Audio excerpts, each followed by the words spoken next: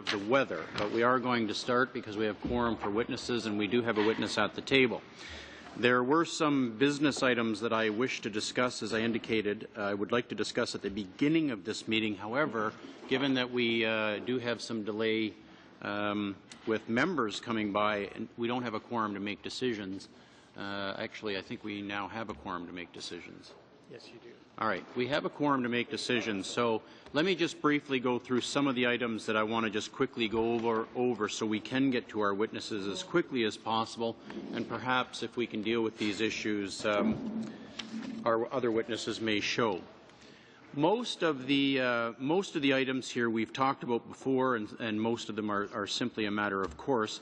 The committee budget needs to be adopted for witness expenses. For C-16. For C-16.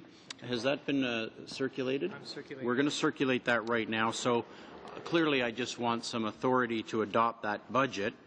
And while we're circulating that, I will mention that, as I mentioned a few meetings ago, we do have the return of the forms from the Conflict of Interest Code that this committee set a subcommittee up for last year and did a fairly thorough job of reviewing the Code of Ethics. We now have the forms back, and I'm going to suggest that we set up that same subcommittee to look at those forms and deal with that and report back to the main committee. If members around the table agree that that's the way to go, then I would be looking for a motion to create one. I did have the opportunity to talk to Mr. Reid yesterday, as Mr. Reid was the chair of that committee. Mr. Reid, are you prepared to present a motion to set up a subcommittee to study those forms? Yes, Mr. Chair. I'm assuming that the committee would be in the same form as the previous committee, which was to say that we had, well, I guess that we have to choose who the people were, but it had, at the time I was chair, we had one representative from each of the parties in addition for a Correct. total, including myself, of 5 people. Yes. I do have a motion here. If I can read it, or perhaps I can give it to you to read, Mr. Reid, because as chair I don't do motions. It is substantially the same as last year's motion. This motion, colleagues, is in front of you, and it deals with setting up a subcommittee to review the revised forms as directed by the subcommittee and returned to us by the Ethics Commissioner. Mr. Reid, please. Thank you, Mr. Chair. I've mysteriously suddenly had 3 of these things come into my possession. At any rate, the motion reads as follows: that a subcommittee on the Conflict of Interest Code for members of the House of Commons be created, that it be composed of 5 members, 2 from the government party and 1 from each of the parties in opposition, to be named by the chair after the usual consultation with the whip, that a member of the government party be the chair of the subcommittee, and that the subcommittee be granted all of the powers of the committee pursuant to Standing Order 108, sub 1, except the power to report directly to the House. Is that acceptable, Madam Redmond, please? Question would be, is this in the usual form? Is this the parameters under which this subcommittee has operated in previous My understanding is occasions? it's an identical motion to how we set it up last year. Okay. That would be my understanding. Is that your understanding? Initially it was adopted, but then further on in the session you added, do you remember? Oh, that's correct. So that's why I've adapted the requirement. It's been adapted, exactly that's right, because later on in the session, I went on that subcommittee as well. So the motion here has been adapted slightly from the original motion to allow the same thing to occur, that I would sit on that subcommittee as well. That's the only change, Madam Redmond. Okay. Okay? Can you just remind me, why was that adaptation? I'm not. Why was I added? Yeah. Only because we started out that study as the main committee, so I had done a tremendous amount of research on the issue, on the code, on the forms. When it looked like it was going to be too big of a deal for the main committee to handle with the workload we had, we developed a subcommittee. And I just thought after a couple of weeks that I had a lot to offer, so I volunteered to be on the committee, and as a result, I was put on the committee. I think it's probably acceptable, because anything that committee would come up with comes back to the main Absolutely. committee. Anyway. Absolutely. The idea with any subcommittee is that they'll report back to the main committee, and then we can adopt or deal with it at that point. And I commend you for having this amount of interest in this riveting topic, Chair. I have no other hobbies. All in favor of the motion? Yes. Opposed? Motion carried. Colleagues, can we move back to the first item? I'm trying to move a little bit quicker here so we can get to our witnesses. The committee budget. Is there a motion to adopt the budget for witnesses' expenses? A motion? Thank you, Madam Robillard. All in favor of the budget? Any opposed? Carried. Thank you. Got some good and bad news here. Thursday, I mentioned to you, last Tuesday, I mentioned to you that we had the Chief Electoral Officer, Monsieur Blanchette, would be willing to appear on Tuesday. Unfortunately, he's called and said he's not available. So he has cancelled unavoidably and with great apology is not available at all next week. So there were some options, and I'll just lay them on the floor for the committee. I spoke to the minister about legislation that's coming up. The minister has a very tight schedule, but has offered to come on Tuesday to deal with both the next two bills, which is veiled voting and rural voting. I was concerned that we could move to clause by clause on the bill, C-16, on Tuesday, but I was concerned about the members not being able to hear those witnesses. So it would be my thinking, and I think we had more witnesses were offered. Did you get another list of witnesses for C-16? All right. We do have some other requests for witnesses on C-16. So it may appear that the committee wishes to, Mr. Lukiski? Just to speak to your suggestions, if I may, and maybe just prior to that, I would like to bring to the attention of all of the members here the significance of today's date. And the significance is, of course, it's one day closer to the Saskatchewan Roughriders winning the Grey Cup. So, thank you. But just with respect to your question, if the witnesses cannot appear and other members of the committee want to have an opportunity to question the witnesses, then I would suggest, particularly if you're saying that the minister would be available on Tuesday to speak to two other pieces of legislation which are coming forward, which we have to deal with anyway, why don't we just bring the minister in and start examination of those two pieces of legislation? Fine. Let's deal with this maybe one point at a time. We've had the request for more witnesses, and I am concerned that we're not able to hear Monsieur Blanchette. So it is the suggestion of the chair that we do not move to clause by clause. That's the first thing I'm going to suggest, that we wait and hear those other witnesses. So that would be my suggestion, and that Tuesday we hear from the minister and just kind of juggle things. Madam Robillard? Mr. Chair, instead of hearing from the minister on other bills next Tuesday, I've noticed that today, because of the temperature and weather, we can't have some witnesses appear. These are witnesses that I think it would be very important to hear from, most particularly Mr. Lowen, who has done research on behalf of Elections Canada, and other witnesses that were supposed to appear today. Would it be possible to have these witnesses come back Tuesday? Mr. Lowen is here. My understanding is he should be here in 5 minutes. Dombrzinski will also be here in 5 minutes. Mr. Archer is obviously at the end of the table. Ned Franks will be here today. David Docherty is stuck in Toronto. He can on Tuesday or Thursday. Okay, well, there sort of makes the decision.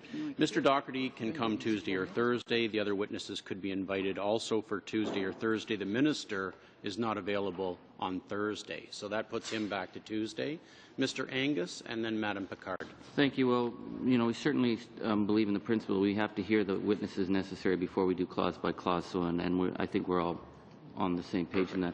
I think it would be excellent if we had the minister come on Tuesday. It would be a good chance. The minister is very busy, so it's easier for us to adapt to his schedule than for him to adapt to ours. I think the rural identification vote is a big issue. We got to make sure that we've got all our ducks lined up in a row before we go back to the Canadian people. So I certainly would like to hear from the minister on Tuesday, continue on with our witnesses on this bill, and then we can go to clause by clause. Okay. Madam Picard, please. I'd like to hear from Mr. Blanchet. I don't know whether he's outside Ottawa, or we could have a video conference, for example. Perhaps he could send us his comments in writing. Madam Picard, I actually sort I've anticipated that request. I've asked Mr. Blanchard to send in writing his opinions on the bill. However, I still felt that we needed to ask the committee if they wanted to actually hear from the witness first, as well as. So we will receive something in writing from Mr. Blanchard. He is not available at all next week. Apparently, he's testifying on a similar matter in the province, so we got usurped by that issue. He may be available the week after, but again, this leaves us without him next week. So we're still back to filling up Tuesday, and I have Madam Redmond back on the list here, so we're going to hear from Madam Redmond, and then I think we'll make a decision. Madam Redmond. Thank you, Mr. Chair. I had requested earlier, and I have heard from your office, but unfortunately there's no steering committee this week. It's not scheduled till next week. And I would point out that we were dealing with the in-and-out advertising system that the Conservative government used in the last election. That motion is still on this table. I think everybody in this committee can walk and chew gum, so I would suggest that rather than pulling forward legislation that hasn't yet been presented to this committee, we could take time next week in lieu of having a string of witnesses on these important issues that we deal with, that very important issue. Well, I will, obviously, I'm going to leave it up to the committee. I did call your office, all the whips actually, regarding the steering committee. Monsieur Guimont was available for yesterday. I did not hear back from your office, Madam Redmond. I heard from Monsieur Gaudin, who said that he couldn't meet till next Wednesday. And then I did hear from you late Wednesday, which was far too late to get the meeting together for Wednesday. So I did mean to bring that up today, that next Wednesday is a scheduled steering committee at 3:30, and the subcommittee of Code of Ethics will be also meeting right after that. So it's all falling together. It's going to happen, but I don't see that happening as quickly as yesterday. I guess my question would be, why does it have to be on a Wednesday? The information that I got, I mean, I'm here today, I'm here tomorrow. I'd be more than happy to meet as a representative of the Liberals on the steering committee. Well, I can send out a notice again requesting whether Friday is okay. I won't be here on Friday. I apologize. So we have a notice going out today that the steering committee is next Wednesday at 3:30, because those are the agreed times that I've gotten from the majority of the members of that committee. I am certainly happy to discuss that with you after. If we want to try to schedule something for Monday or Friday or earlier, as long as everybody's agreeable to it, I'm comfortable with that. But those are the reasons why I chose next week. Wednesday is just the normal day that they meet. We met this first time on a Monday because that's when we were here. But normally the steering committee, when it does meet, it was a Wednesday afternoon, as did the subcommittee. There was no harm intended. It was just trying to organize some very, very busy schedules. Colleagues, is there any? Yes, Mr. Reid, please. With regard to the steering committee, my understanding is that as presently composed, it consists of yourself as chair, which means that you are not in a position to advocate the point of view of the Conservative Party, but rather are in a neutral position. And then it consists of one member from each of the other parties. So there's in fact no member of the Conservative Party there representing the perspective of the government on the committee. And for that reason, it seems, I must say, I think that's unbalanced. There are other committees that have steering committees that include a government member, that are five-member committees, similar in their structure to the Conflict of Interest Code subcommittee that we just struck. I must say I think it would be more appropriate to have a similar structure for the subcommittee, and I guess I would like to make a motion to that effect. Could I, just for my own convenience, could I just ask you to put that motion forward once we deal with the Tuesday issue? Is that fair? Because the steering committee is on Wednesday, and I just want to get these witnesses or the minister here for Tuesday, and then I'm happy to go back and deal with what's happening with respect to the steering committee. I'm happy to do it now because I'm not saying no. No. Okay, no. It's just a matter of order, and right. so we're solving problems in a certain order. Colleagues, if there's no other statements on this, I'm going to ask for your indulgence that we, in fact, bring the minister in on Tuesday, deal with those two bills, have the steering committee at this point in time on the Wednesday, but possibly we might discuss it earlier, and we can talk about other agenda items at that point. Do I have the consensus of the committee to do that? Is there a, could I get a show of hands so that I know that I'm dealing, that the minister comes on Tuesday and deals with these two bills that are coming for us. I'm going to speak with Madam Redmond after to see when the steering committee meets. Chair, can I just, I've gotten a BlackBerry here from my staff who are watching this in the office, and apparently we phoned your office at 9 a.m. on Monday morning to have a steering committee. So I'm just going to reiterate, and it's quite interesting to hear Mr. Reid talk about the need for an enlarged steering committee. There certainly are committees that operate with no steering committee, and if you're going to get to 5 or 6 people on a steering committee, it would seem to me that you're nullifying the agility that one would hope one would have with a steering committee, and maybe those kinds of future plans should be done as a committee of the whole rather than hiving off half of this committee to go off and decide things that come back to this committee before they're enacted anyway. I have great concern that there has been filibustering in this committee since August, I would remind us collectively, on an issue that's of great importance to Canadians, and that there is a motion before us that has not been dealt with because of the active and vigorous discourse given by a variety of Conservative members that have rotated in and out of this committee. And it is an issue that I think all opposition parties feel very strongly should come before this committee. I'm also aware of the fact that we're keeping Mr. Archer waiting, and he's braved the weather to come here and report on this issue. And I would say that it seems like another attempt to catapult other issues, important as they may be, in front of an issue that was started and actually could have been well on its way to being discussed and perhaps resolved starting last August. And it's been a vigorous attempt by the government members to keep this off the table. And this seems like another ploy in my view. So because of that, I look at it with a little bit of concern and am a bit suspicious of the motives. Well, the Chair apologizes for your inability to see what's obvious, Madam Redmond. The steering committee did meet originally, and we discussed that legislation would be dealt with, and if we had no legislation, we would revert to these other motions. That's exactly what the Chair is doing. If anybody's trying to avert the committee's business that the steering committee recommended and was adopted by this committee, Madam Redmond, it would appear that it's you at this point.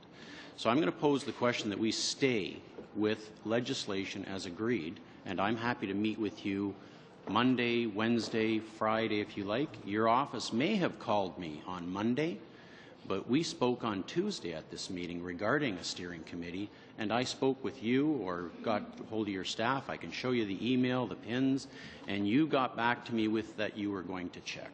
Monsieur Guimond got back to me, it's okay today or Wednesday or next Wednesday. Monsieur Godin got back to me. You and your office, or whoever was responsible, did not get back to me until the following day, not Monday, but Wednesday. We have a 48-hour notice of meetings. There's not 48 hours between 9 a.m. Wednesday and 3:30 Wednesday, not on any calendar I know about. Now, colleagues, I just want to point out, if you're sensing some impatience amongst the Chair, I am aware of what's going on in committees, and I'm not about to sit here and tolerate it. We have a job to do. We can get this job done. We can do all of the above. We have legislation in front of us. The minister is very busy. We can get 2 bills dealt with next week. We can move to witnesses. We can be efficient. We can set up extra meetings. But I'm not going to sit here and see time wasted on issues that don't actually matter in front of us that we can't do anything about. We have witnesses here who have traveled a long way. I think we should hear these witnesses. I think we should do the business of the committee, which is a motion, but not the other way around. It's my feeling that we should do legislation. That's what we agreed on. At the steering committee, please inform your member to bring that up. We'll have a vote.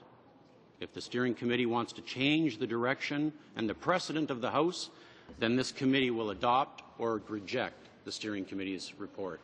Now, are there further comments, or can we move on with business? Mr. Lukiski.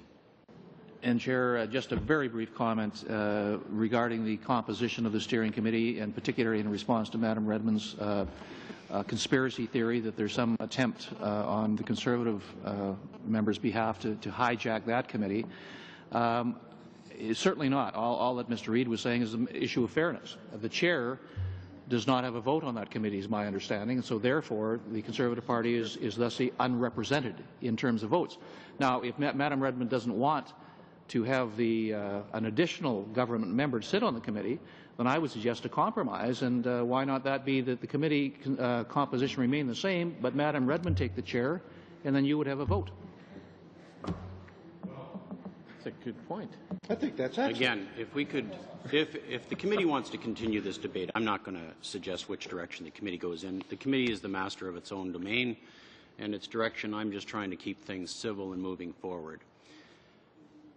Do we want to continue to debate the proportional representation on the steering committee? In fact, if I can speak for the steering committee, and you're quite right, I don't have a vote. The steering committee has met, and it's very congenial, and everybody talks, and we seem to get along, and we seem to get our business done.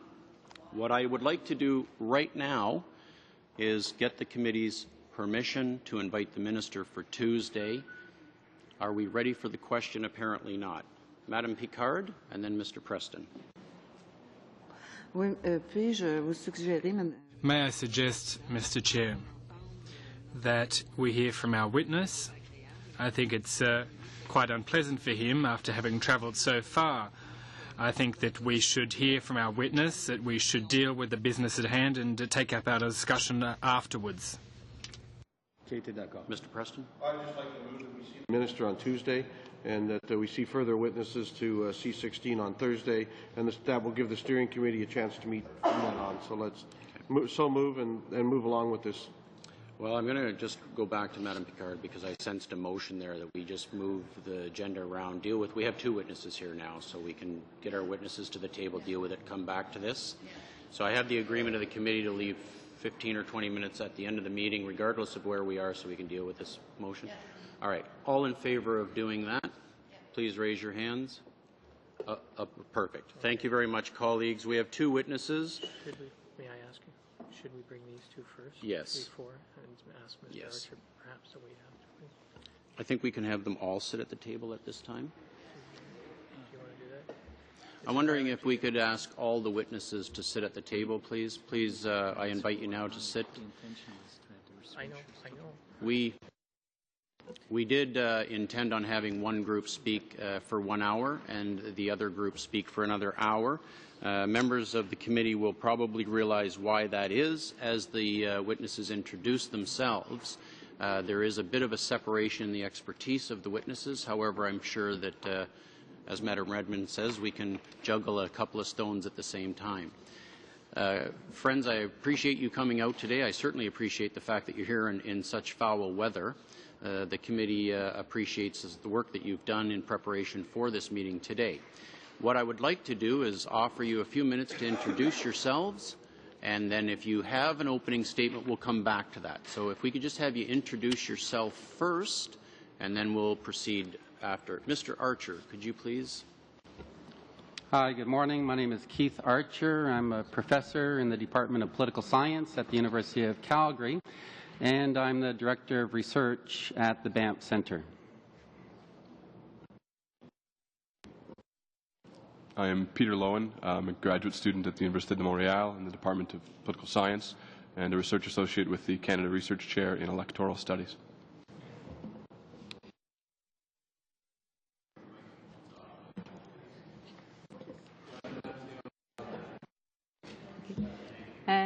My name is Agnieszka Dobrzynska, Research Associate at the University of Montreal, Canada Research Chair in Electoral Studies, and I have a doctorate in Political Science. Thank you very much. What we will do now is ask each witness for an opening statement. Normally we try to keep it around 2 to 3 minutes. If you could please start again for us, Mr. Archer, and you have the floor for 3 to 5 minutes. Thank you. Thank you. My opening statement is very brief. From the end of World War II until 1988, voter turnout in Canada was in the order of about 75%. In the 5 elections since 1993, turnout has sharply declined and now ranges between about 61% and 65%. The intent of Bill C-16 is to reverse this trend and to do so largely by increasing the number of advanced polling opportunities. I believe the intent to increase voter turnout is non-controversial. It's widely held that higher turnout is better than lower turnout. There is some dispute, however, whether this is the best or perhaps even a good way to increase voter turnout. In a review of declaration voting, and declaration voting includes such things as absent voting, postal voting, and advance voting, amongst others, undertaken by the Australian Electoral Commission in 2004, the following observations were made. Firstly, that there's been an increase in declaration voting from about 12.6% of all votes in 1993 to 15.9% in 2001. Secondly, that one of the major reasons for this is, according to the Australian Electoral Commission, societal change. The nature of societal change the nature of societal changes that were identified in that study included things such as changing work patterns, changing retail shopping hours, increased mobility, changed family and living arrangements.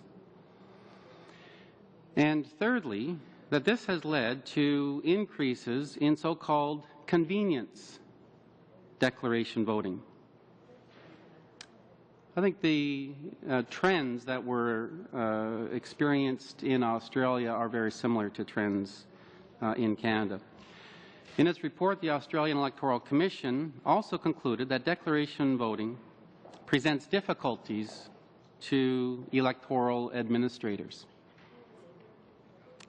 They concluded that declarating voting results in increased costs of elections and increased or perhaps more complicated challenges facing electoral administrators in the processing of votes. In his presentation to this committee, Canada's Chief Electoral Officer was reported to have identified these administrative costs for Canada. The additional costs and administrative challenges need to be considered carefully and weighed against the prospect of the effect of this legislation on increased turnout. To make this assessment, I believe it would be useful to see some additional research on a variety of reform alternatives to compare their relative costs and effectiveness. Thank you. If I could ask Mr. Lowen if he has an opening statement. I know you've submitted something. Thank you very much, but we'll offer you some time for an opening statement anyways. I do, and if I may, I'd like to share my time with Madame Dobzinska, as we've jointly prepared a statement. I do thank you very much, and I thank the members of this committee very much for the opportunity to come and talk about the report which we drafted for Elections Canada, entitled Potential Impacts of Extended Advance Voting on Voter Turnout. We certainly want to answer whatever questions you have as clearly and as comprehensively as we can, and we thank you very much for the opportunity to speak about this and for your interest in electoral participation. We do regret that Professor Blais can't be with us here today. He's out of the country, but just as we prepared this report together, so he's prepared these remarks with us.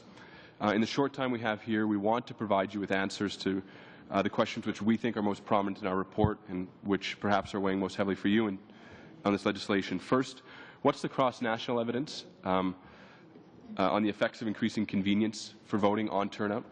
Secondly, what evidence do we have in Canadian federal elections about the relationship between increased advance voting and overall turnout? And finally, who is it that votes in advance? And we think that by answering these questions, we can better understand what the short-term and the long-term effects of greater advance voting on overall turnout will be.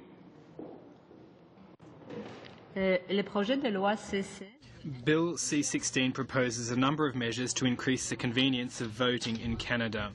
These provisions are increased advanced polling opportunities, the existence of 2 consecutive regular polling days rather than only one, and the possibility of voting on a Sunday.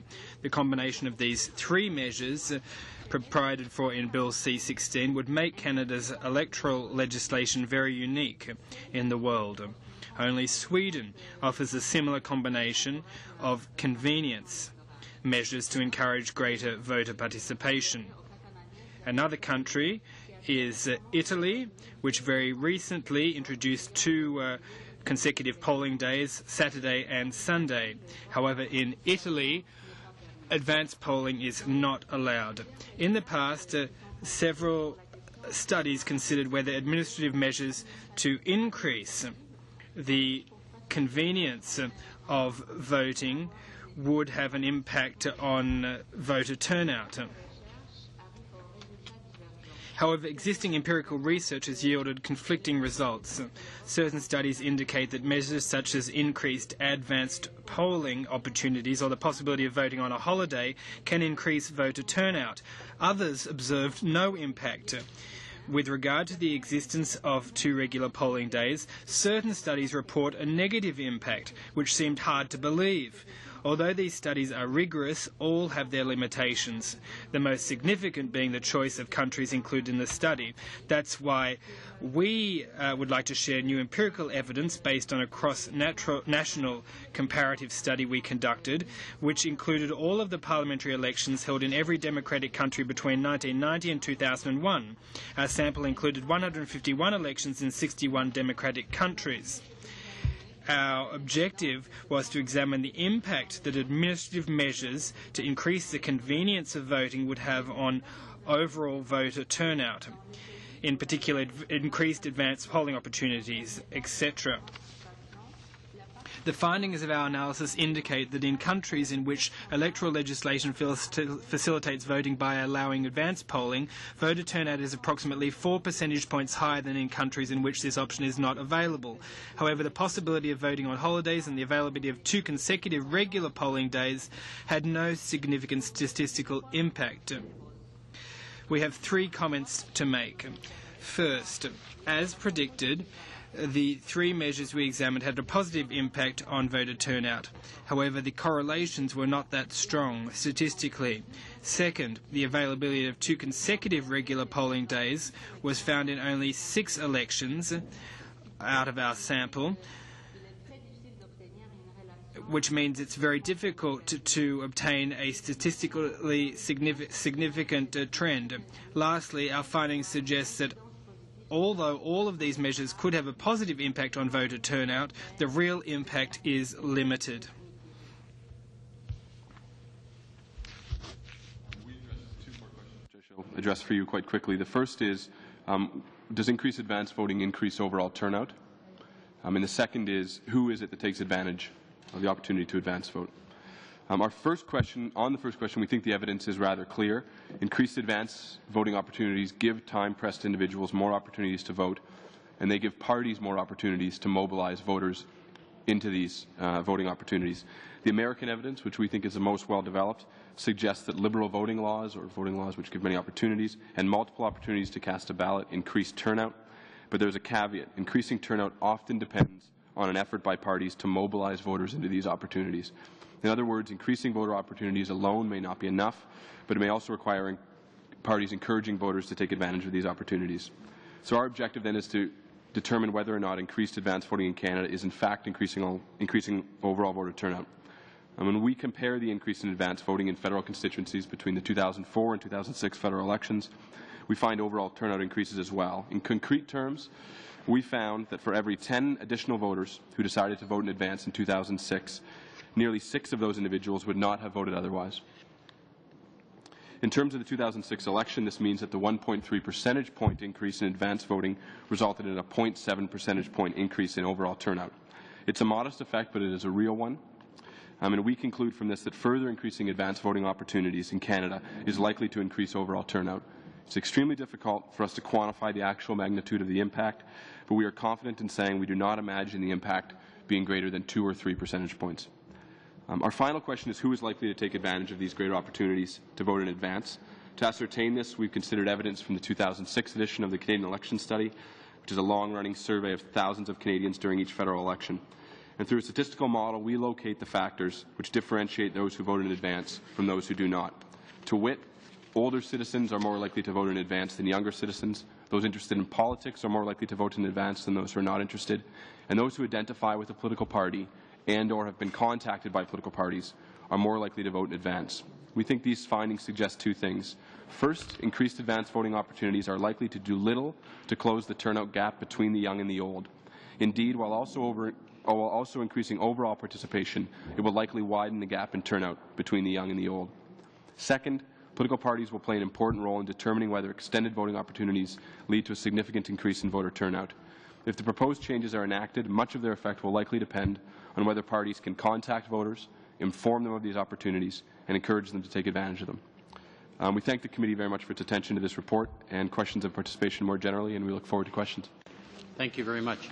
Colleagues, we have our final witness at the table, and thank you very much, Mr. Franks. We are all having a little trouble getting here this morning, and those of us that got here were having trouble getting started.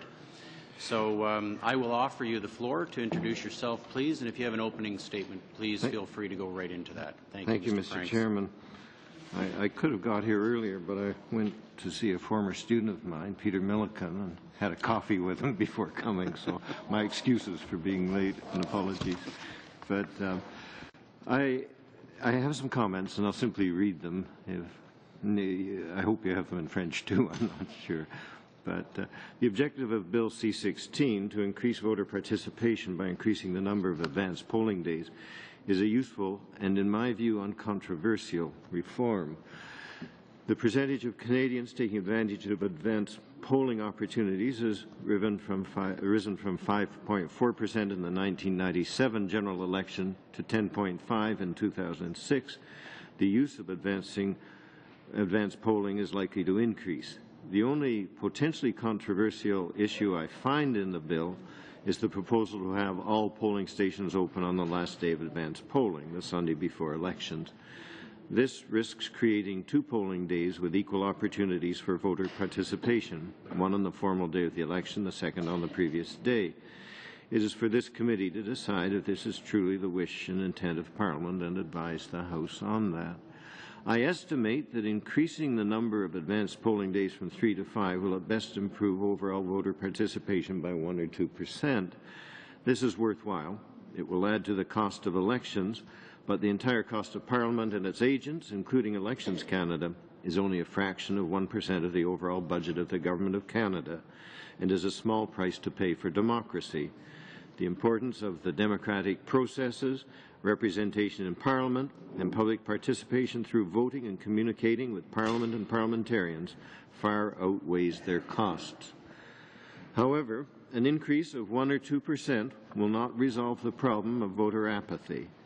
In the past 20 years, participation in Canadian general elections has decreased from a respectable 75% or better to the much less satisfactory low 60s. That 40% of the electors chooses not to participate is cause for concern. Voter apathy has become an issue in many Western democracies. Despite much research, it's still not clear what causes this decline or what can be done to reverse it. It's perhaps the most important problem facing our parliamentary system. The decline is not only in voting. Membership in political parties has also declined. Less than 1% of the Canadian electorate now belongs to recognized political parties. Many explanations have been proposed for the declines in both voter participation and membership in political parties. First, political parties have become increasingly irrelevant. For example, opinion polls put our environmental and ecological issues high among the concerns of Canadians, while the environmental policies of the traditional parties consist largely of empty rhetoric contradicted by what they do when in power. Second, some identifiable groups have a low level of political participation. These include the young people and especially the children of immigrants. I suspect that much of this derives from fundamental issues of how these groups view government and what government does to and for or fails to do about matters that affect them. Third, politicians and politics as a whole are in disrepute. Recent opinion polls put politicians at the bottom of the list in terms of public trust. I think of the elderly English lady who told an opinion survey, "I never vote, it only encourages them." I believe that the lack of public trust in politicians is in large part a consequence of how politicians behave, including how they behave in Parliament. I began taking university classes to visit Parliament 40 years ago, The current speaker, Peter Milliken, was in the first of these classes. The current level of debate is as low as I have seen, and the bad manners and incivility in question period the worst. I would not want to take a class to watch question period at present. It would risk destroying their faith in our Parliament and parliamentarians. There are some bright lights. To mention another former student of mine, Rob Nicholson, the current Minister of Justice, is exemplary in his courtesy and the relevance of his answers. But in general, Parliament and its denizens seem bound and determined to bring both the institution and politicians into disrepute. There is no good reason for Bill C-16 to be treated as a partisan issue. All members have an interest in encouraging voter participation. I hope that this committee can achieve a consensus on this useful reform. Thank you, Mr. Chairman. Thank you. Thank you very much. Colleagues, we have all our witnesses at the table now, so there will be no need to stop. We can continue to go until we're at that last 15 to 20 minutes. We'll go with our usual round of questioning, the usual order, 7-minute rounds, and we'll start with Madam Redmond, please.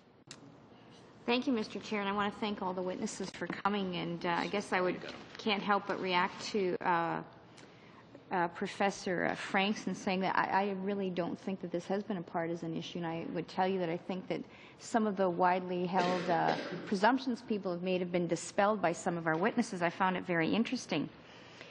My father was a wholesaler in fruit and vegetables his whole working career, and he used to always look at retail and say, you know, it's the one job I'd never want to have because there's a certain amount of business, and whether you're open 8 hours a day or 12 hours a day or 24 hours a day, there's only so much business you can have. So I look at this suggestion of having, in essence, 2 election days, 2 polling days back to back, rather than just another opportunity for an advance poll. And I would tell you that we have experts here saying that it may raise the voter turnout by 2%. And I think it was Mr. Lowen that talked about the fact that you have to look at sort of the cost-benefit analysis, or maybe it was Mr. Archer. So this is going to cost us $34 million. What we've heard from Elections Canada and other people is that they're having trouble getting both volunteers and paid people, whether it was partisan reaction from our party representatives or Elections Canada, to come and work on the polling days and the advanced polling days we now have. Given the price tag of $34 million, my question would be, are we just going to spread out the voters that now come? So maybe we'll get 60% or 62%, but they will now just say, well, maybe I'll go Sunday or maybe I'll go Monday. Or are we better off to look at different innovations, different ways to increase voter turnout that would appeal to the young people, the 18 to 35 that seem to be vastly underrepresented, as well as the children of new Canadians that don't seem to be coming out and voting. So my question to everyone who chooses to answer is, for $34 million, I haven't seen demonstrated that this necessarily is going to increase voter participation. And if that is really the thrust of this piece of legislation, can any of you give us input on other aspects of voting that we could look at that may indeed get us a greater return for that $34 million than the 2% it might possibly bring? Is there any particular order, Madam Redmond? Just anybody? How about we start at my far right and we'll move left? And so please.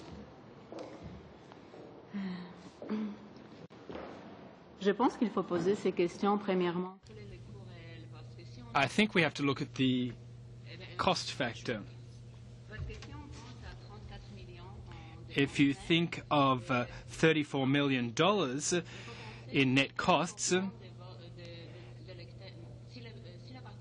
and if the voter turnout is increased by 1%, well, that would represent 200,000 additional voters.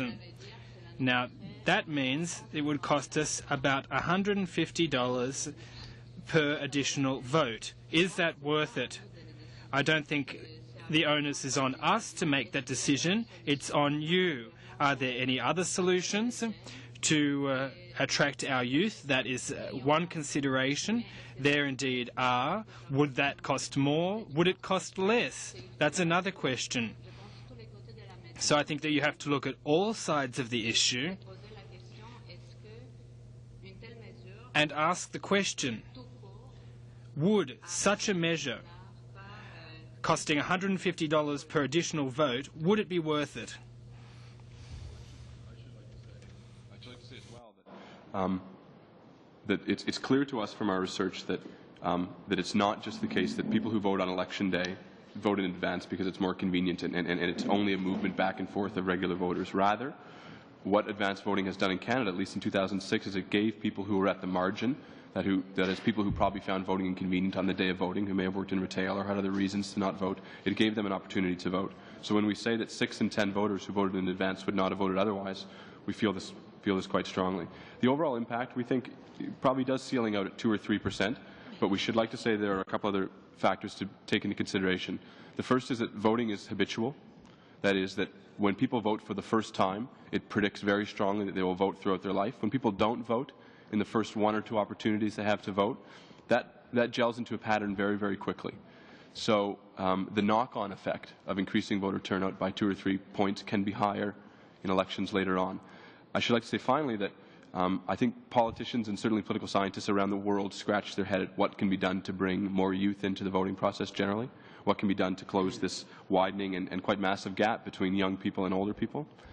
This bill won't do it, but what it will do is it will give some youth and some old folks and some people in the middle who are on the margin and who find voting inconvenient a reason to go and vote because they'll have 1 extra day to do it and then 1 day of advance voting at the back end as well. But the effect isn't large, and I think I think our own opinion would be that it's to parliamentarians to decide what the price of a vote should be in terms of extra participation, but I don't know what a deal is. Mr. Archer, please. I think the evidence is pretty consistent that there has been an increased demand for voting alternatives outside one-day regular voting opportunities. And we see that in an increased demand for postal voting. We see it in an increased demand for advance voting. And we see more people taking advantage of those opportunities. So that's clearly something that I think election administration officials and parliamentarians need to be aware of and take into account. The challenge, I guess, for you is to understand when those arrangements are sufficient to address that demand. Canada's advance voting arrangements strike me as, as fairly generous at the moment.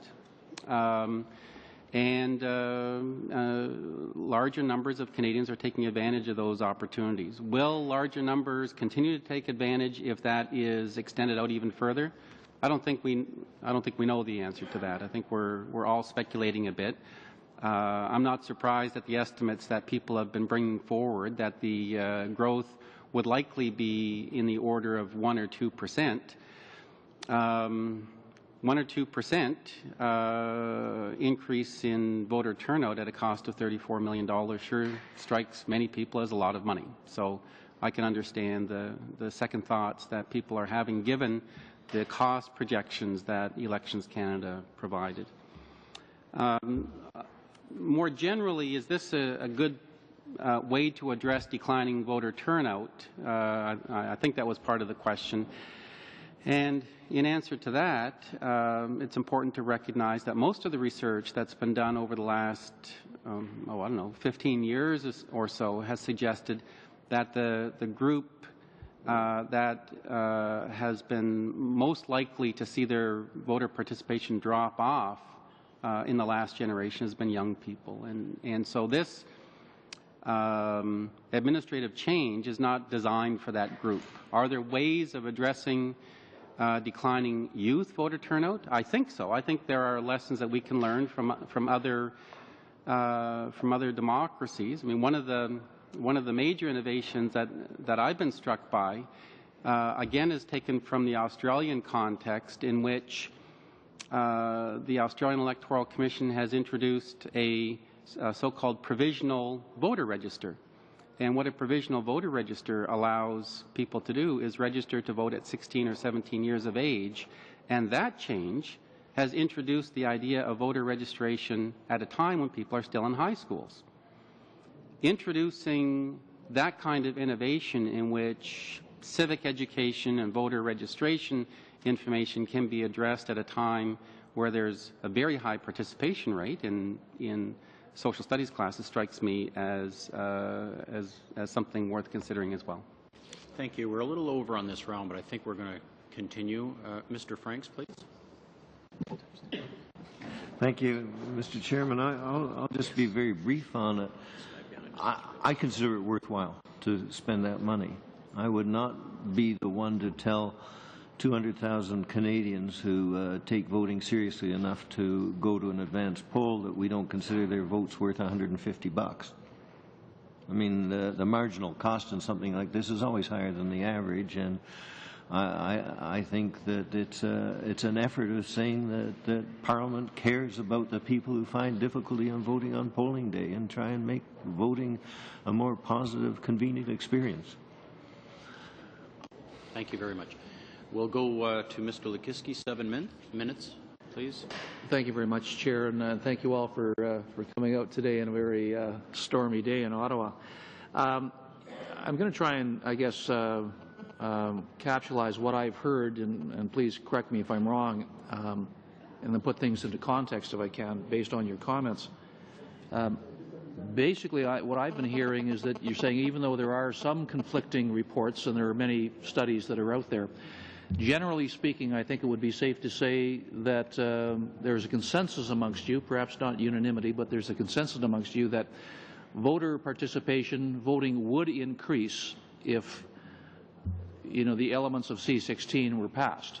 It may only be marginal, it may only be anywhere from a 1 to a 3% increase, but nonetheless, I think the considered opinions of you on a consensus basis would that it would drive up the percentage of voter turnout. And that's, of course, is the essence of this bill. It may not be perfect, and certainly may not be the panacea to all of the ills facing us in terms of why people don't vote. And I take Professor Franks' comments to heart. Quite frankly, I think you're right on the ball there, Professor, with many of your comments. However, there are certain elements of the problem facing low voter turnout that we can't legislate. I think there's a massive amount of education that needed to be done.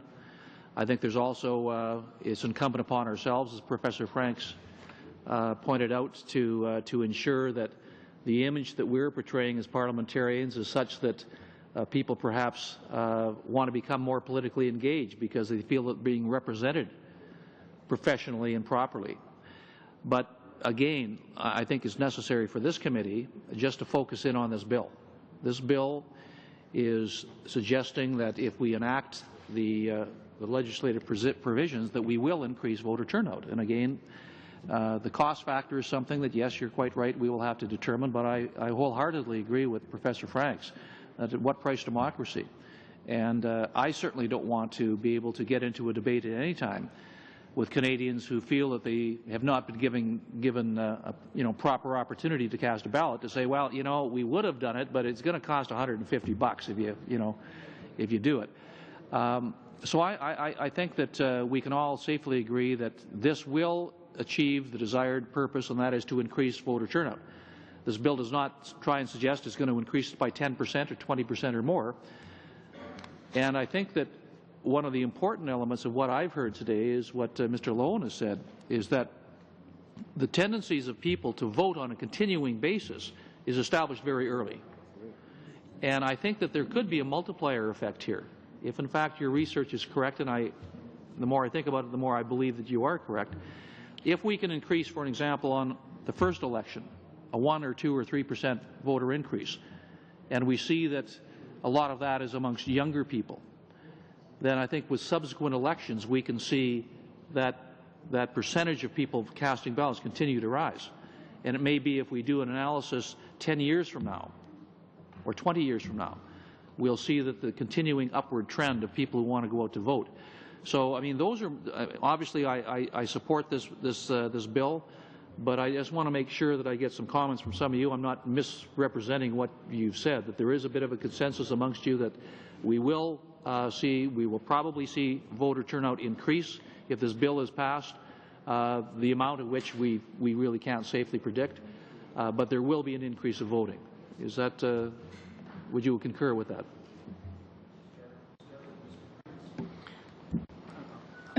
I haven't done as intensive studies as the others, but I'll make 2 points. One, yes, I believe it will increase voting. I myself have taken advantage of advanced polls from time to time, and I'm very grateful that they're there and more opportunities. I'm sure more people will. Number two, the question of increasing voter participation is going to be, the problem is going to be solved in increments. It's not, there's no magic bullet that's going to solve the whole thing. It's increment by increment, and this is, in my view, a very useful increment.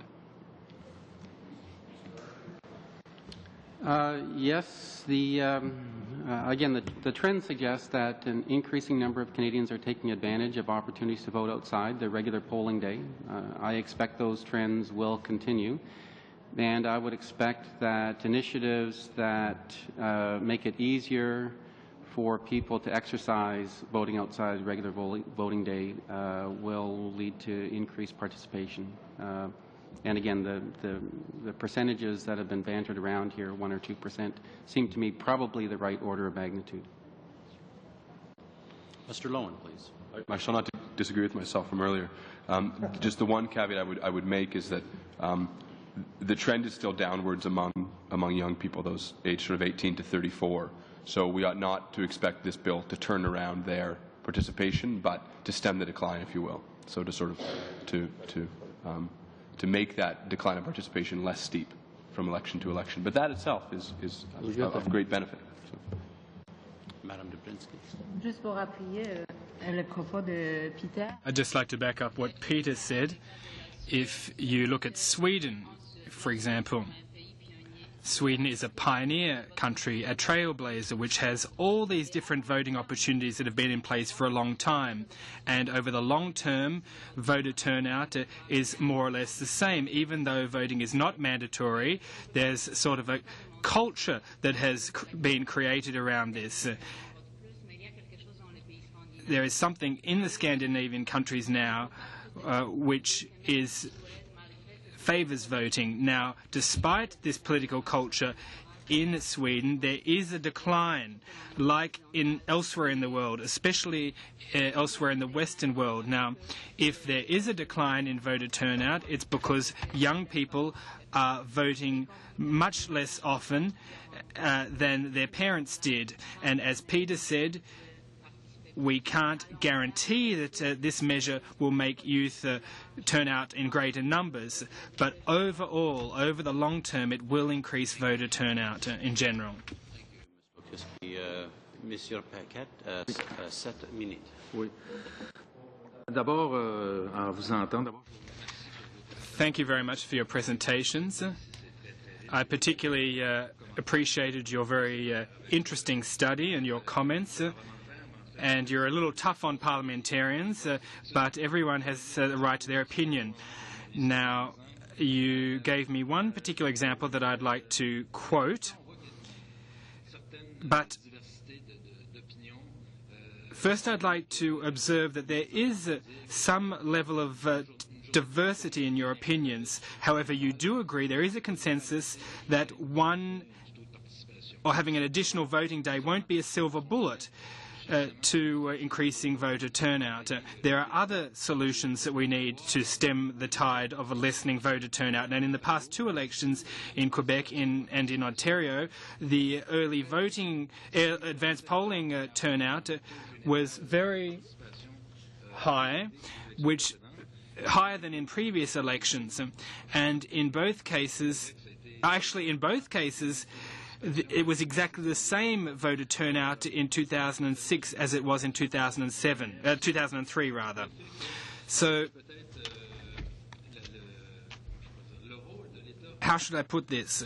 You've all more or less said that it is the role of the government, of parliamentarians, that is actually less useful than it was in the past in mobilizing people. And I think that this political class which is responsible. Sometimes people think that globalization is an unavoidable situation, and parliamentarians at the end of the day have said, well, well, people have said, rather, that if we can't do anything through our governments, we're going to find other ways of doing things, through civil organisations, for example.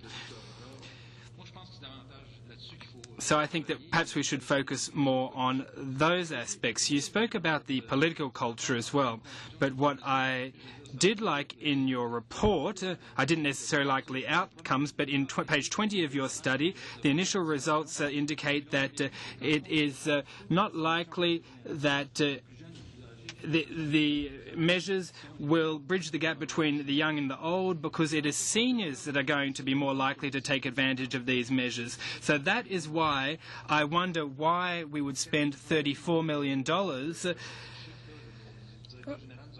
The Chief Electoral Officer referred to $54 million, not $34 million.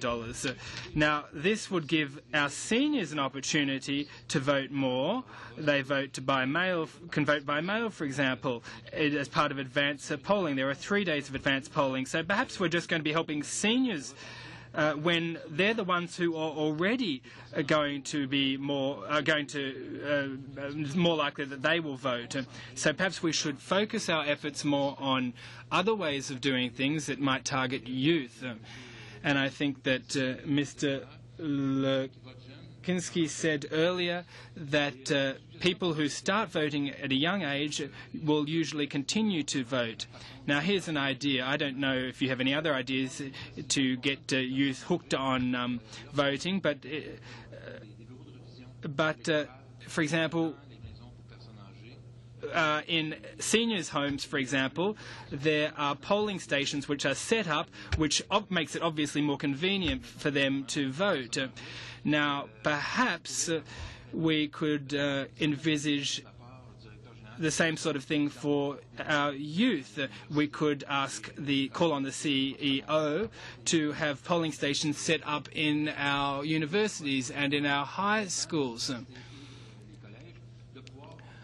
And perhaps that might encourage our young people to vote in out of their universities.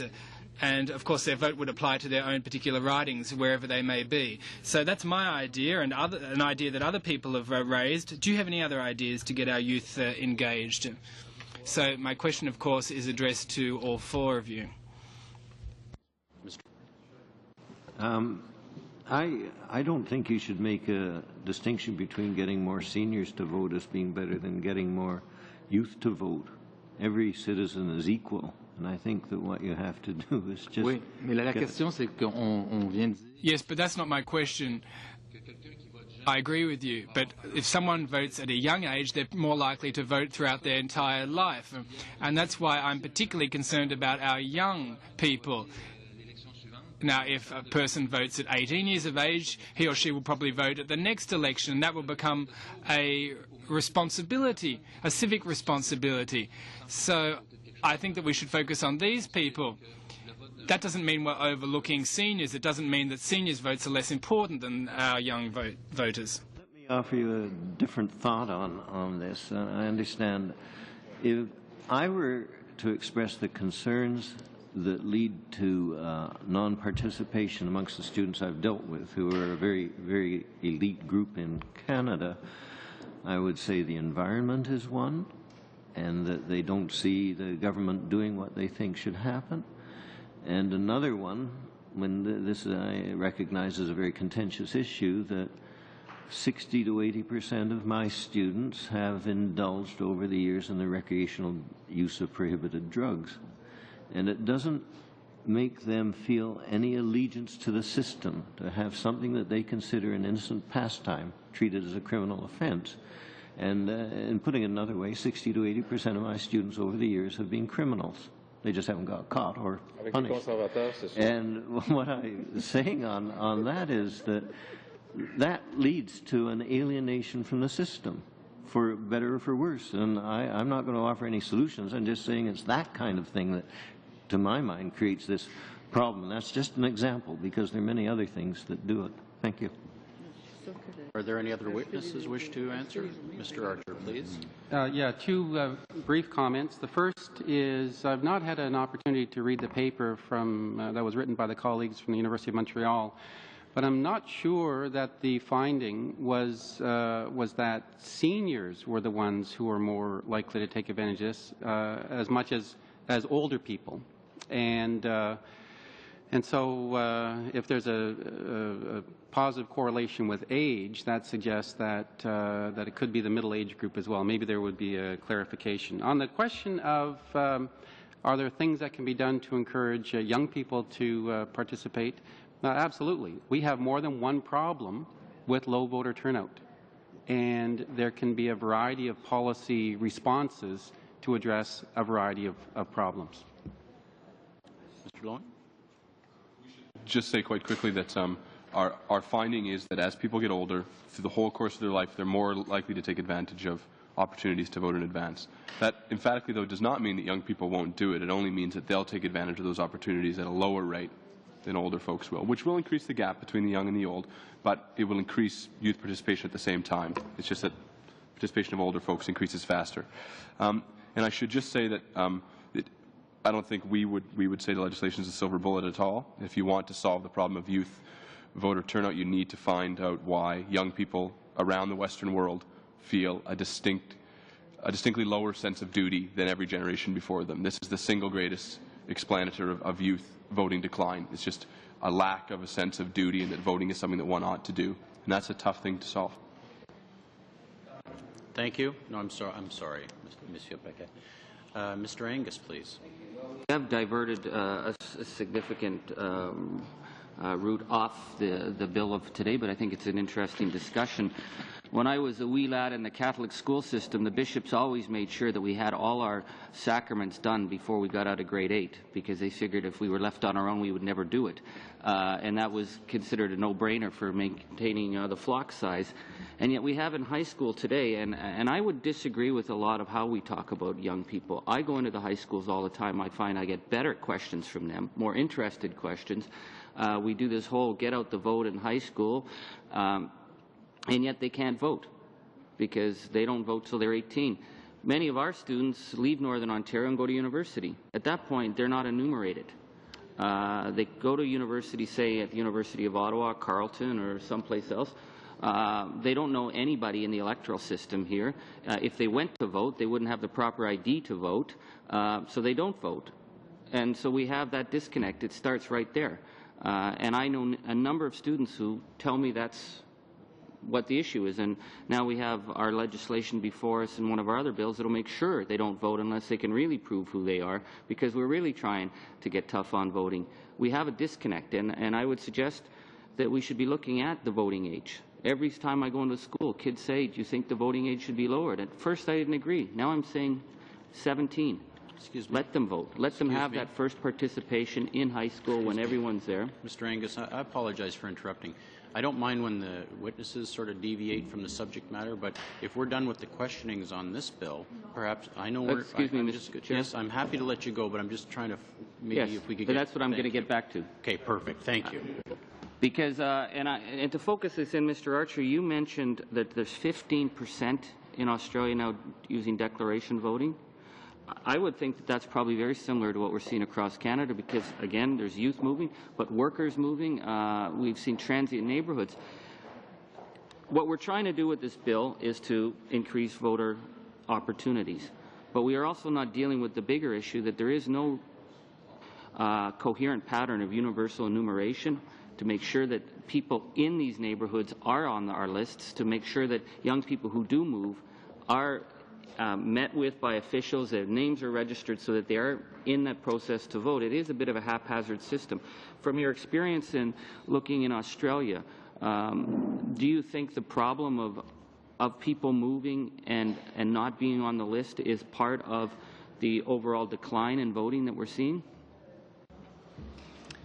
Well, just on the Australian case, that's I guess an exception to the decline in voting turnout generally, because the provision of compulsory voting means that if you don't turn up at the polls, you're going to get fined, and consequently, there hasn't been much change there, even though there's been a change in the way in which people are exercising that franchise. As we said, the use of mechanisms like postal voting and what they call pre-poll voting, but we would call advanced polling. is increasing the opportunities for people to express that vote in different ways, and they're taking advantage of it, as we're seeing in this country as well. Okay, so then let me qualify the question. Do you think that the patterns for declaration voting would be similar here, that 15% of our population wouldn't be on any list if they came to vote because perhaps they've moved, perhaps the lists are just inadequate? Oh, it's been a while since I looked at data on the accuracy of our register of electors. You know, the provision that we have in this country that allows people to register at the polling station, I think provides really an important safeguard to some inaccuracies that we have in our voter register. So, I mean, that's certainly one of the administrative changes that Elections Canada has introduced to try to be responsive to a voters list that, quite frankly, is really difficult to maintain at a high level of currency and accuracy. Okay, just a final question here. I think we are all agreed on the notion of the efficacy of advanced polling. The people like it, it works. There is a percentage of people who just wouldn't be able to get out and vote otherwise, and so we are perhaps gathering a certain percentage of the voters. Where this issue, I guess, comes down for us is we are setting up a number of advanced polls, but we're also setting up 2 full election days, and one of those election days is Sundays. And the concern that I've had expressed to me, people, Professor Franks, who are already cynical of politicians who believe that getting called on Sunday, having the full political machine rolling out on their day off is not something that they seem favorable for. In fact, they seem very resentful when I mention it, and these are not necessarily even people of Christian background. It's people who just don't like to be bothered on a Sunday. Would the overall effectiveness of the advanced polls work sufficiently without that final full-out Sunday election voting? I put it to the witnesses. Anybody care to, Mr. Franks, please? We have about a minute and a half. I'll jump in that my guess is that it's less important than the others. And there are a whole other set of issues that come in on it. What about people who work on Sunday? Are they going to have the right to have 2 hours off or whatever it is during the day to vote and so on? Are we making it a real voting day or a pretend voting day? I can't answer the question, and as I've said before, I think it's up to this committee to give its views to Parliament on it, because that, to me, is the only contentious issue in the bill. Anyone else? Mr. Archer, you're okay. Any other comments from the other witnesses on this particular question? We're not certain what the answer is to your question about the precise impact of Sunday alone. Thank you. Mr. Angus, you have about 30 seconds left, or did you want to use that? Thank you very much. Colleagues, we have time for one more round, 5-minute round. The reason that I try to focus members to stay on the particular topic is really just out of respect for the witnesses who have been told what to prepare for. And if the witnesses want to stray a little bit, that's entirely up to them. Sometimes I'll pull them back as well, but just to remind members of that. Madame Robillard, 5 minutes, please. Merci, Monsieur le Président. Thank you, Mr. Chair. Thank you for being here today, despite the snowstorm. Now, I'd like to ask Mr. Lowen and his colleague with respect to the study they conducted on behalf of Elections Canada. In your study, you seem to have compared what's happening in other countries in terms of advanced polling. But in your study, have you taken into consideration that in Canada, which isn't the case in other democracies, that in Canada there are other ways of voting aside from advanced polling? There is the special vote. Any day an individual can go to the office of the Director General and vote. The individual can vote by mail, and other systems in other democracies don't have this flexibility. Are there any other factors that you have taken into consideration in your study? Oui, ce sont les facteurs dont nous avons tenu compte. Yes. In a previous study, a few years ago for Elections Canada, we looked at measures such as proxy voting.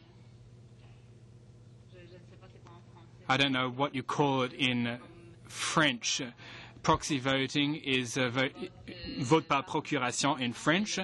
So there's also polling, advanced polling, and mail voting. And these are the three ways of increasing voter turnout. And we use the same samples. There was 11% rise if you take these three factors together. So in the countries we studied, participation was increased considerably. Well, was one of those measures more effective than another measure? Well, in fact, advanced polling is the most effective of the three measures.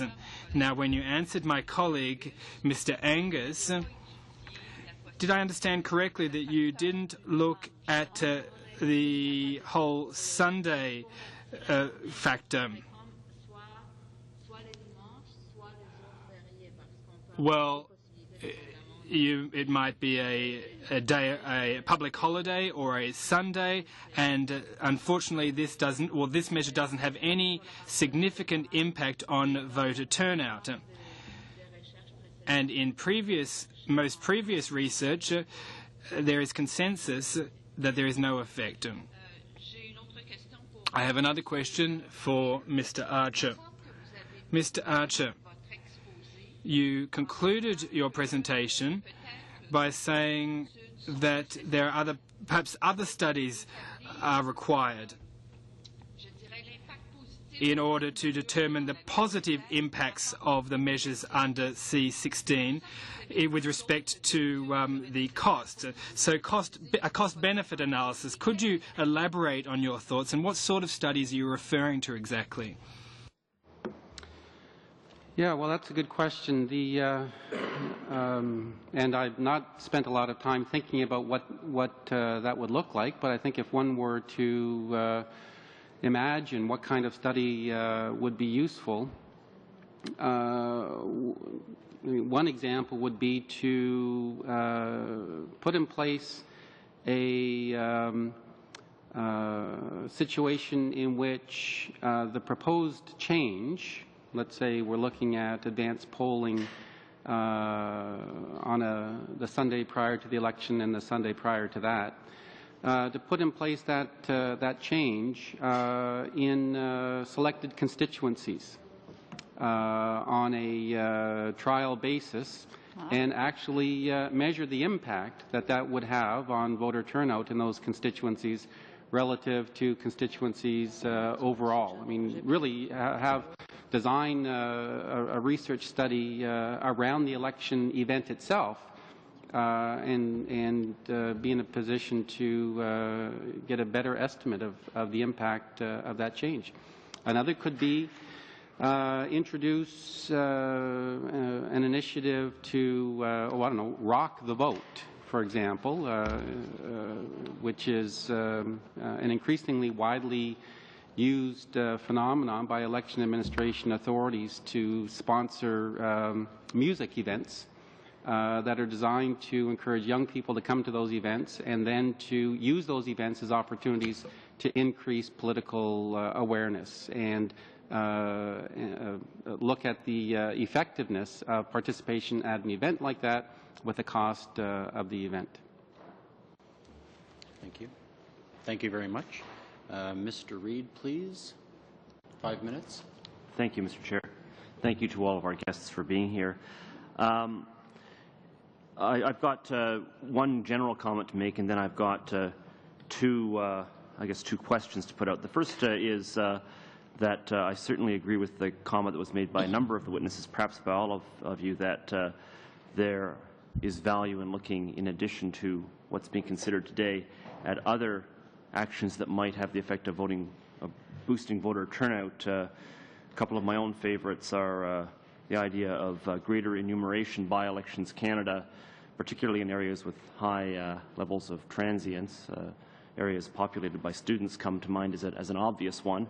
Another one is for Elections Canada to concentrate on putting out advertisements that are fact-based. I encourage the Chief Electoral Officer to redesign some of their forms that would be less likely to put down incorrect address and voting location information that obviously affects voter outcome.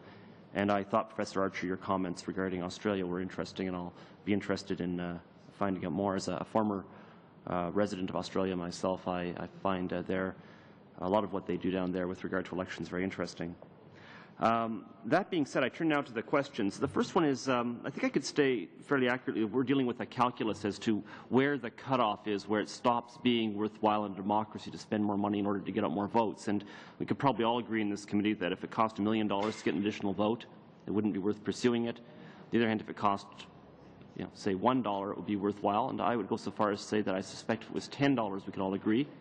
I base that on the fact that it's a $1.75 subsidy per party for every vote they get, times 4 years between elections, boils down to about $7 per vote per party, and parties were all happy to vote for that legislation that put that regime into place. So clearly, the $7 or $10 number is not considered illegitimate. And then I just did a little calculation. If we make the assumption, perhaps I'm being optimistic, but I don't think so, that it's a 3% increase in voter turnout we get for our $34 million. 3% times the 14,800,000 votes that were cast in the last election amounts to 444,000 additional voters. If it's, it's only 2%, it would be a smaller number, but 444,000 votes, which boils down to $76 a vote, if that number is right. The question, I think, for all of us here is whether that amount is a justifiable amount to get that number of people out. I realize that the witnesses may have some resistance to answering questions of that nature, but the third thing I wanted to put out here is I do feel quite strongly about this. This is not something that will cause an equal rate of increase in voter participation across the board, and here's the part I'm really asking about. I would assert, and I'm anxious to see whether you agree with me, that there are certain areas where it's predictable that voter turnout will increase. And those are areas where it is not easy now to get to the advanced polling station, because we are talking about universal advanced polling stations. So as someone who once represented an urban area, or suburban area, Kanata, in the riding of Carleton, Mississippi Mills, which incidentally has had in the last election, the highest voter turnout at the advanced polls in the entire country. What happens there is that typically the advanced polls are at the same location that the actual polling will take place on election day. You just go from having one poll in a high school gymnasium to having 7 or 8 polls there. So it's easy to get to the advanced poll. Then after redistribution, I went to a rural area where the advanced polls are frequently far removed, and we have a lower rate of voter turnout at the advanced polls.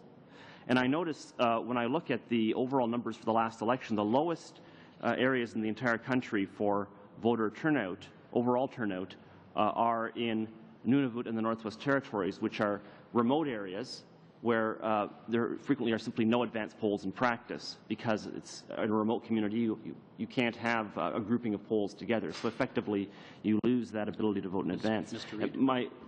Yes, I'm just about to wrap up. So my question is, do you agree with me that rural and remote areas are likely to see a greater percentage increase than urban and suburban areas in voter participation as a result of the proposed legislation?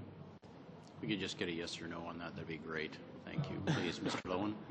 We find no difference in the probability of voting in advance between people who live in rural and who live in urban settings in 2006. Yeah, but you would find that because you didn't have advanced polls at all locations? Yes. Any other comments from the witnesses? Mr. Franks and then Mr. Archer, please. I'll just make a very brief comment that I'll make it short. First, I think we know enough that we don't need to do more studies. I think you've been given a very good evidence of what the consequences of this are, and I don't think you need to go much further. The second one is that the factors that affect the vote in Nunavut in particular are linguistic and cultural, I think, even more than remoteness, because a majority of the population there does not speak either official language, at least not with any comfort. And that in itself is a huge barrier towards participation. Thank you. And my comment is on calculating the incremental cost of this initiative. I guess I would caution against simply saying that the way to do that is to take the $34 million estimated cost and divide that by the likely increase in the number of people participating through advanced polling. I think a more reasonable way of calculating the incremental cost is to look at the cost of advanced polling overall, and then ask the question as to whether advanced polling is worth the cost given the number of people who take advantage of advanced polling, and then have a discussion about how best to implement the advanced polling initiative. Thank you very much. Monsieur Paquette? Oui. Question de précision technique, là. Just a bit of a technical question. You said in your sample of 151 elections, there are 6 elections where there are 2 regular polling days. How many countries? 3 countries, Slovakia, Czechoslovakia, and Namibia.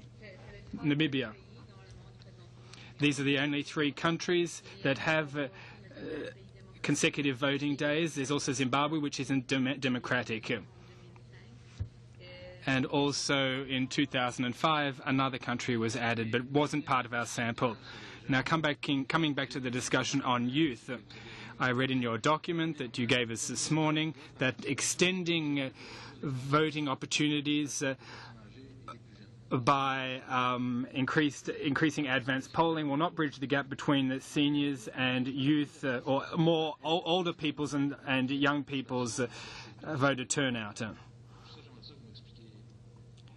So could you explain this in more detail, please? The particular reason why it won't close the gap is because older citizens are more likely to take advantage of increased convenience opportunities. So we'd expect that citizens in every age group would take advantage of these convenience opportunities of having an extra day of voting and having an extra day of advanced voting at the back end. But we would expect that as citizens got older, they'd be more likely to take advantage of those extra opportunities to vote. So within every group, it should have a positive impact on participation, but the most positive impact should be among citizens as they get older. Juste une question que je vous pose en terminant, c'est très enrichissant. Just a final question. This is very enriching, this discussion.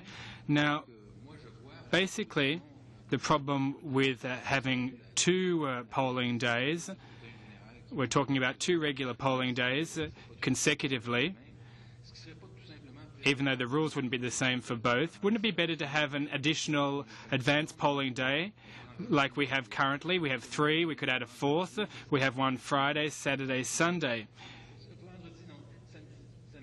Rather Friday, Saturday, Monday. We could add one on the Thursday or the Friday before the election. And the polling stations could be limited to certain places. And this would show that parliamentarians want to promote voter turnout at a reasonable cost and with similar positive effects as to what would be produced by the $34 million. It's just an idea that I'm throwing out there. I'd like your comments. Mr. Franks, please. I think that you're splitting hairs there, that to my mind it doesn't make much difference if you the recommendation is for two increased or whatever it is advanced polling days, and that one comes from their studies, from the work of Elections Canada. It seems to me to have a pretty thorough basis, and as I say, I support that with the question that I raised about the Sunday before polling day. And I don't think that negotiating, cutting one day off or adding one day on, apart from that one issue, is terribly useful. I think you either go for the package or not. Yeah. Merci beaucoup. Monsieur Angus? It's okay. We certainly do have problems when we count $34 million and we try and divide it by how many people, and it is somewhat becomes a bit of a red herring. I guess, again, the question we have to ask is the best way to use money to ensure that we're getting voters out. We just had the Ontario election, and it was very instructive for issues of advanced polling and problems with voting that we saw. We tried to get advanced polling on the James Bay coast for the Cree. Well, that wasn't considered a priority by Elections Ontario. And on election day, we heard the chief of one of the communities saying, nobody in our community will be voting because this is when we're out hunting. So we lost an entire section of our region that was unable to vote because Elections Ontario didn't think it was of significant importance to make advanced opportunities for those isolated regions. So the question of how best to spend this money, I have to keep getting back to the issue that we have two scenarios. We have advanced polling and we have full day Sunday, the 2-day scenario. My colleague the other day from the Conservative Party had said that it would be a great opportunity because people would go to church and then they could go downstairs and vote. I guess my sense from the demographics, and I'd like to get a sense if you have it would seem to me that people who get up on Sunday morning and go to church regularly are pretty much within the frame of people that we can count on to vote. That if they're going to get up at 8 o'clock Sunday morning and go to church every Sunday, then they're most likely to participate in their civic duty. So is the extra Sunday, is that the best use of money to ensure that they have ease of voting when we've provided all these other opportunities? I have heard that there are two kinds of objections to the inclusion of or the use of Sunday as a second voting, the effective second voting day. One is the problem with potential conflict with religious observance and concern that some people may have with that. And the second is more administrative, and that is evidently about 10 or 11% of our polling stations are located in churches. It strikes me that the administrative challenge is not an overwhelmingly difficult one to overcome. And one could simply look for other public spaces in which to conduct the elections. On the question as to whether Canadians object to voting on Sundays, I haven't seen any empirical evidence to substantiate that. So the two objections that I've heard to using Sunday as the second voting day strike me as things that actually could be overcome. Mr. Franks, please. I wanted to make one comment about Sunday. You're thinking of just one religion. If you're thinking broad range about religions, you have to think of Saturday and Friday as well as voting days and how that would affect religions. There might well be others that I'm not aware of in there. Thank you. Mr. Angus, that's fine. Thank you very much.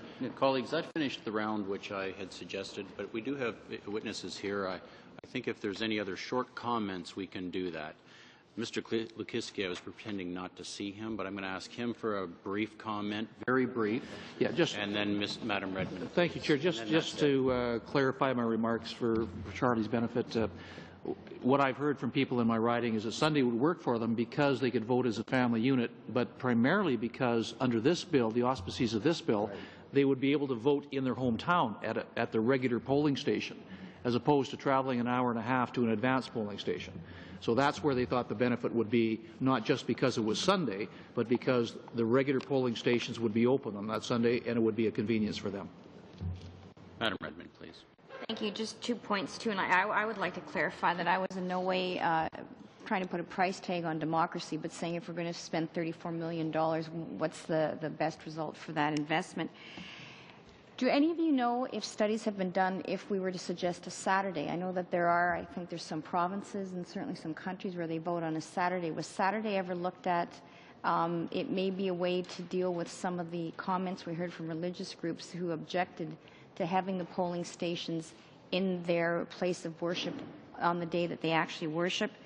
And to Mr. Lowen and associate, was there any ability or any attempt to characterize the influx and the increase in advanced polling in the last election due to the fact that it was the time of year it was, the fact that it was over Christmas, that weather could be inclement more likely than at other times of year, and the fact that there would be many seniors who are snowbirds who would be looking to traveling, and that may have been a bit of an anomaly, and that maybe the time of year when the actual election is held may have some impact on the uptake of advance polls?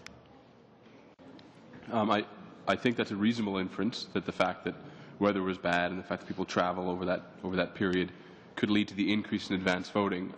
It doesn't bear on our contention or our finding that of those people who advance voted, 60% of them would not have voted otherwise. I think that's sort of a fair estimate of how many people advance voting brings into the system generally. So whether advance voting is 10% of voters or 5% of voters, some significant share of those voters would not vote otherwise. Can I just clarify? Yes. So those were first-time voters who had not previously voted? No. Or are those people that would have been on a plane to Florida on the actual day, and that's why they would not have voted if they hadn't had that opportunity for the timing of the advance poll? Let me put it to you this way, and I hope this clarifies. There are people who we infer through our model would not have voted otherwise if advance voting was not available in this election. Okay. Right. Thank you. And that wraps up this session. I want to, on behalf of the committee, thank all the witnesses for the time you took to prepare for today and the fact that you actually came here. It was very insightful answers, and on behalf of the committee, I do appreciate it very much, and all Canadians, thank you for your work and your commitment. You are excused. Thank you.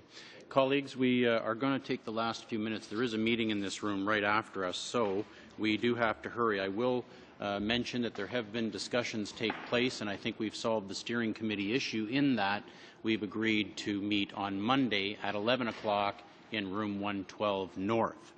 The issue of who participates in that committee has not been resolved. However, I feel it's important to get through that committee meeting first. The reason is I'm not wishing to entertain motions of any kind when there's legislation before us until I'm instructed by the steering committee. If I could just drift for 1 second aside, I would like to apologize to Madam Redmond. In my attempt to maintain civility here in the committee, I think I crossed the line, and my sincerest apologies. You have my greatest respect and admiration. I apologize for the sternness of my comments. In no way did I mean them to be that way. I also apologize to members of the committee for the same reasons. Colleagues, we have the possibility of ordering in the minister for 1 hour on, what did we hear? 1 hour Tuesday, 11 to 12 on C6 and 12 to 1 on C18. We also have some more witnesses, which we will try to set up for Thursday.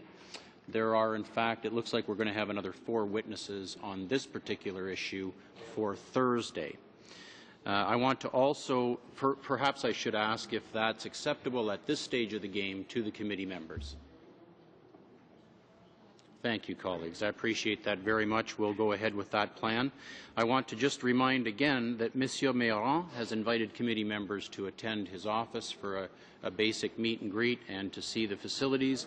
The invitation is for next Wednesday evening, 5 to 7, or Thursday evening, 5 to 7. I haven't heard from any members. Would Mr. Reid, please? Well, if you're just going around the table, I'll just mention Wednesday. Some of us, I know I have, and some others may have been invited to dinner with the Speaker that evening. Fair enough. Is Thursday the better day for, I doubt we're going to get everybody there. I mean, that's going to be next to impossible. Is Thursday the better day for members? Can I have a show of hands for Thursday, and then we'll try for Wednesday, and I'll just make it for the most, for whoever can make it is the 29th, Thursday the 29th, or Wednesday the 28th. Monsieur Guimond, s'il vous plaît. Je sais pas, mes collègues. Now, there are some of my colleagues that live further away, but sometimes we're called home, and I have a plane at 5:57, a direct flight to Quebec City, and Thursday is not a good day for me, obviously. We're seeing mixed reviews here. Mr. Angus, did you have a comment? Sorry, just to of course. Get up to speed, because some of this committee work I'm doing for Monsieur Gaudin, so I'm not really sure I'll have to convey this information. So what is this meeting?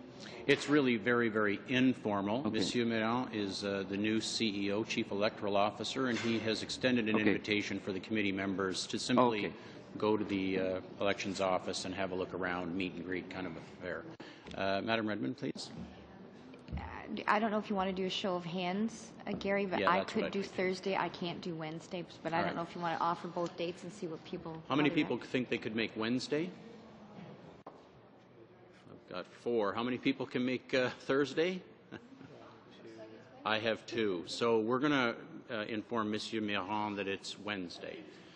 Please, Mr. Reid. Further on this point, Mr. Méran is being very generous, and I suspect he threw out the dates, 2 dates, intending to be accommodating to us. I expect that if he's faced with the prospect of neither of the dates working, that he might actually show greater generosity. In fact, I'm certain that that would be his intention. He might actually have other dates a bit later on that are available. I have a suspicion that the further out we actually have the discussion from the date, the more people can arrange not to have conflict. So maybe we could try that if it's a possibility. I think that's a good idea. Always things seem to pop up, though, and I'm sure we can't get all committee members no matter what date we pick.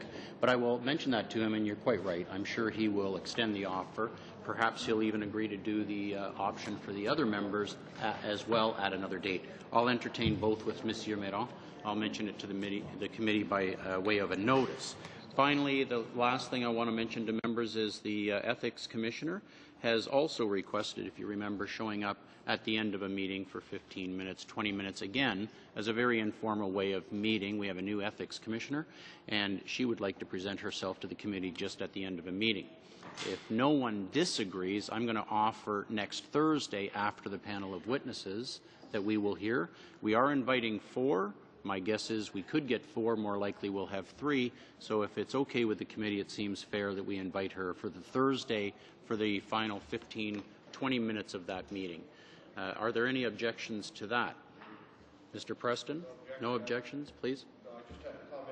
So next Thursday we'll be seeing further witnesses. Is that nearing the end of our witness list, or will there be a never-ending? I believe we're at the end at that point. We are expecting a report from Monsieur Blanchet. Right.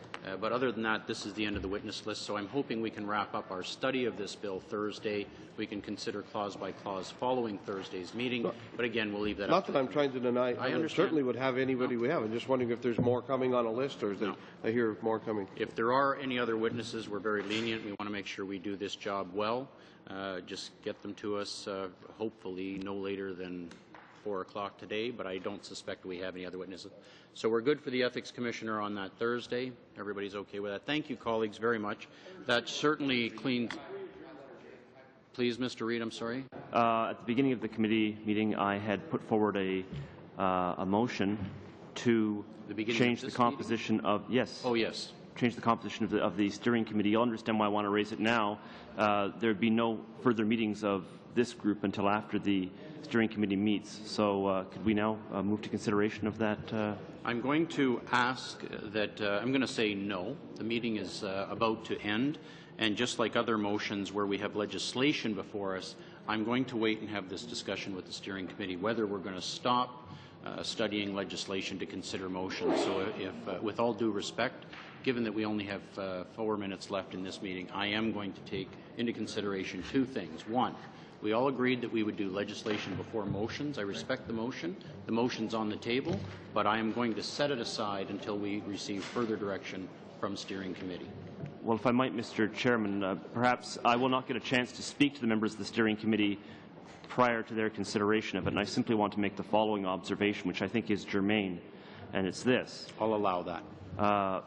The steering committee is currently seized by a number of issues, but one of them is the question of how to deal with an issue that pits the 3 opposition parties who are trying to ensure that we have a review of the practices of one party and one party only. And the other part, that one party's position, the government's position, is that we should be engaged in a review of all of the parties. Now, if only those who are on one side of the issue... Point of order, please. I knew this was going to happen. Mr. Reid, I sure don't mean to cut you off. If I could just make a comment, maybe we could solve it. This is not intended to put anybody down. I simply want to make a point about fairness, and I appreciate Monsieur Guimond, no doubt, has a very intelligent point of order to make. I was about to conclude simply by saying it will ensure greater fairness. Okay. Monsieur Guimond? No? We did have an French, we have a good expression, Mr. Reid. And you're trying to put toothpaste back into the toothpaste tube. We've already adopted routine motions which define the composition of the steering committee. So please, Mr. Reid, don't start again with that. That isn't a point of order. We're getting into debate, and I won't allow it. Any other discussions that have to do with business? May I entertain a motion to adjourn? Usually. Thank you very much.